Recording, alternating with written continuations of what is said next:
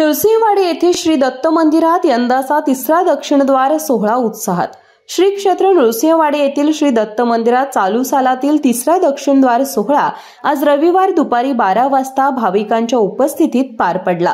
दुपारची वेळ, श्रावण महिना आणि रविवार या त्रिसंगमामुळे हजारो भाविकांनी दर्शन आणि स्नानासाठी गर्दी केली होती।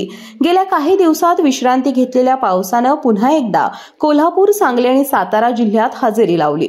त्यामुळे कृष्णा नदीच्या पाण्याची पातळी वाढून ते पुन्हा श्री दत्त चरणांना स्पर्श करत दक्षिणद्वारातून बाहेर पडत आहे।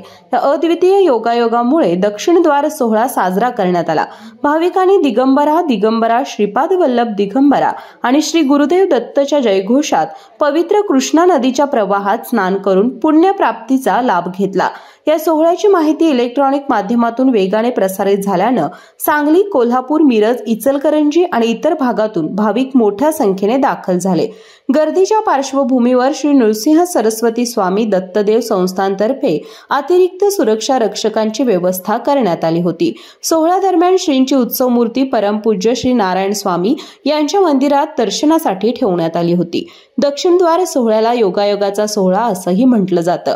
मंदिर पूर्वाभिमुख असून उत्तर दिशेने वाहणारी कृष्णा नदी दत्त चरणांना स्पर्श करून दक्षिणद्वारातून बाहेर पडते। नदीचे पाणी गर्भद्वाराच्या चौकटीवरून ओसरणे ही नैसर्गिक घटना असल्याने हा सोहळा नेमका कधी होईल हे सांगता येत नाही। मात्र ज्यांना स्नानाचा लाभ मिळतो त्यांच्यासाठी तो एक अद्भुत योग ठरतो।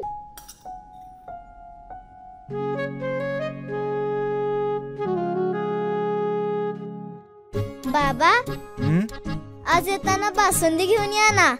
अगं, कालच आपण आईचा वाढदिवस होता म्हणून आणली होती ना। ऐकलं? गोकुळची बासुंदी पुन्हा खावीशी वाटतेय। खरं सांगू, मलाही खावीशी वाटतेय। पुन्हा पुन्हा खावीशी वाटणारी गोकुळ बासुंदी।